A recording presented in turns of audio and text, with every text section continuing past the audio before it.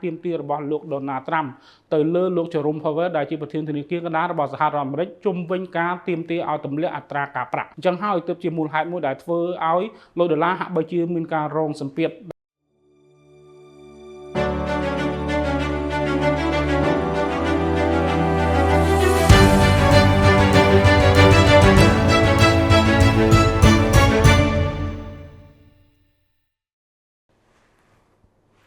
បាទជំរាបសួរបងប្អូនអរគ្នាជួបគ្នាជាថ្មីជាមួយខ្ញុំគុណណាន់នៅក្នុងកម្មវិធីវិភាគព័ត៌មានប្រចាំថ្ងៃរបស់ក្រុមហ៊ុន GFG Investment បាទនៅថ្ងៃទី30មិថុនា2025នេះខ្ញុំនឹងធ្វើការចែកម្លែកជូនក៏ដូចជាធ្វើការអាប់ដេតតាក់ទងនឹងព្រឹត្តិការណ៍ផ្សេងៗដែលពាក់ព័ន្ធជាមួយបំរែបំរួលទៅលើតម្លៃហាងឆេងបាទយើងបន្តចាប់អារម្មណ៍មើលទៅលើតម្លៃហាងឆេងមាសដែលយើងឃើញថាការពីថ្ងៃសុក្រសប្តាហ៍មុនគឺយើងឃើញថាហាងឆេងមាសតាំងពីបើកផ្សារគឺវាមានការធ្លាក់ចុះរហូតតែម្ដងគឺធ្លាក់ចុះរហូតដល់តម្លៃ$3,255នៅក្នុងមួយអោនដែលវាបានធ្លាក់តាំងពីតម្លៃ$3,322នៅក្នុងមួយអោនអញ្ចឹងយើងឃើញថាបំរែបំរួលកាលពីថ្ងៃសុក្រគឺស្ថិតនៅក្នុងកម្រិត$67នៅក្នុងមួយអោនសម្រាប់តម្លៃហាងឆេងមាសបើយើងគិតជាតម្លឹងគឺវាមានការប្រែប្រួលរហូតដល់ទៅ$81នៅក្នុងមួយតម្លឹងដែលវាបានធ្លាក់ចុះតាំងពីតម្លៃ$4,200រហូតដល់តម្លៃ$3,921នៅក្នុងមួយតម្លឹង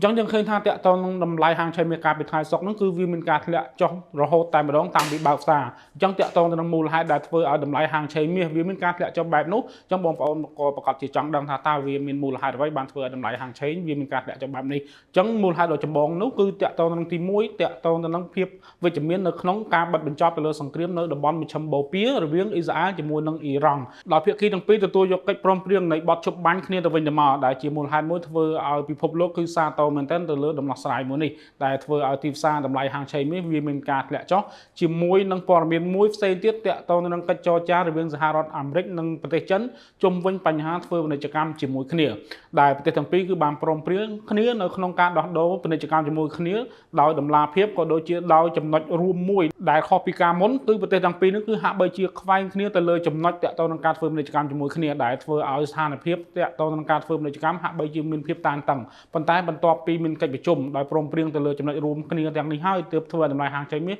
វាមានការធ្លាក់ចុះក៏ប៉ុន្តែទោះបីយ៉ាងណាក៏ដោយតាក់ទងនឹងព្រឹត្តិការណ៍ធំៗទាំងពីរដែលខ្ញុំបានលើកឡើងគឺទី1បញ្ហាសង្គ្រាមទី2គឺបញ្ហាពាណិជ្ជកម្មរវាងសហរដ្ឋអាមេរិកនិងប្រទេសចិនគឺហាក់បីជាបានបិទបញ្ចប់ហើយតម្លៃហាងឆេងមាសក៏វាបានមានការធ្លាក់ចុះផងដែរដល់ឡែកព្រឹកនេះតម្លៃហាងឆេងមាសក៏វាមានការបើកផ្សារក៏វាមានការហក់ឡើងហើយក៏វាបានធ្លាក់ចុះរហូតដល់តម្លៃមួយ$3,247នៅក្នុងមួយអោនប៉ុន្តែបច្ចុប្បន្ននេះគឺវាបានងើបឡើងមកលើវិញនៅក្នុងតម្លៃ$3,282នៅក្នុងមួយអោនដែលស្មើនឹង$3,954នៅក្នុងមួយតម្លឹងអញ្ចឹងយើងសង្កេតឃើញថាតម្លៃហាងឆេងមាសគឺវាបានប្រែប្រួលទៅតាមព្រឹត្តិការណ៍ដែលបានកើតឡើងហើយឥឡូវក៏ជាចំណុចចាប់ផ្ដើមមួយដែលធ្វើឲ្យតម្លៃហាងឆេងមាសចាប់ផ្ដើមមានការផ្លាស់ប្ដូរទិសដៅត្រឡប់មកលើវិញដោយយើងរំពឹងមើលទៅលើតាក់ទងទៅនឹងព័ត៌មានផ្សេងៗដែលអាចនឹងកើតមានគឺមានដូចជាតាក់ទងទៅនឹងផែនការនៅក្នុងការកាត់អត្រាការប្រាក់របស់ធនាគារកណ្ដាលរបស់សហរដ្ឋអាមេរិកដែលជាចំណុចមួយដ៏ចម្បងដែលអាចធ្វើឲ្យប្រាក់ដុល្លារវាមានការធ្លាក់ចុះហើយហេតុផលទី2គឺតាក់ទងទៅនឹងការទៀមទារបស់លោក Donald Trump ទៅលើលោក Jerome Powell ដែលជាប្រធានធនាគារកណ្ដាលរបស់សហរដ្ឋអាមេរិកជុំវិញការទៀមទាឲ្យទម្លាក់អត្រាការប្រាក់អញ្ចឹងហើយទើបជាមូលហេតុមួយដែលធ្វើឲ្យ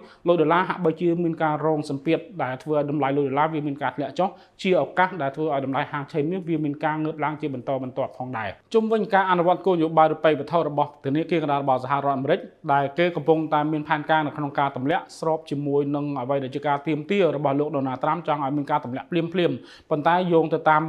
មតាក់ទងនឹងព័ត៌មានជាក់ស្ដែងយោងទៅតាមការពិនិត្យរបស់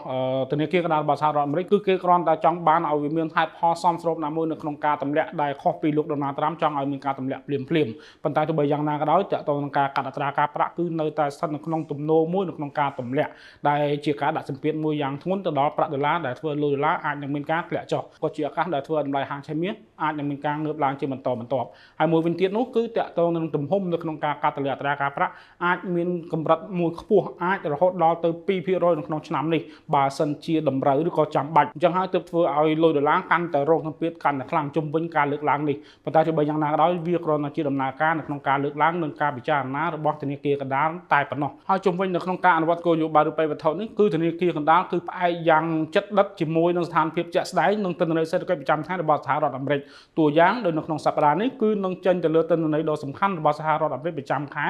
គឺតាក់ទងនឹង non-farm payroll ជាមួយនឹង unemployment rate អញ្ចឹងហើយទិន្នន័យទាំងអស់នេះគឺជាអ្វីដែលជាការតាមដានរបស់ Fed យ៉ាងយកចិត្តទុកដាក់មានន័យថាបើសិនជាទិន្នន័យទាំងអស់នេះវាមានការធ្លាក់ចុះឬក៏ជាទិន្នន័យមិនល្អនោះទេអញ្ចឹងការសម្រេចចិត្តរបស់ Fed កាន់តែលឿនជាងមុននៅក្នុងការទម្លាក់អត្រាការប្រាក់ប៉ុន្តែផ្ទុយទៅវិញបើសិនជាទិន្នន័យនេះมันមានភាពអាក្រក់ពេកនោះទេអញ្ចឹង Fed អាចនឹងពិចារណាម្ដងទៀតនៅក្នុងការធ្វើការទម្លាក់អត្រាការប្រាក់អញ្ចឹងសរុបមកសម្រាប់ប្រាក់ដុល្លារនៅក្នុងពេលបច្ចុប្បន្ននេះគឺកំពុងតែរងសម្ពាធជាមួយនឹងផែនការកាត់អត្រាការប្រាក់របស់ធនាគារកណ្ដាលដែលជាការតាមដានយ៉ាងយកចិត្តទុកដាក់របស់ពិភពលោកក៏ដូចជាទីផ្សារទាំងមូលផងដែរបាទអរគុណបងប្អូនទាំងអស់គ្នាដែលបានតាមដានវីដេអូមួយនេះតាំងពីដើមរហូតដល់ចប់បាទសម្រាប់ព័ត៌មានបន្ថែមក៏ដូចជាចំណេះដឹងផ្សេងៗទាក់ទងនឹងការវិនិយោគទៅលើទីផ្សារមួយនេះសូមកុំភ្លេចចំណាយពេល5នាទីជួបជាមួយនឹងខ្ញុំគុណណាន់បាទសូមអរគុណសូមជម្រាបលា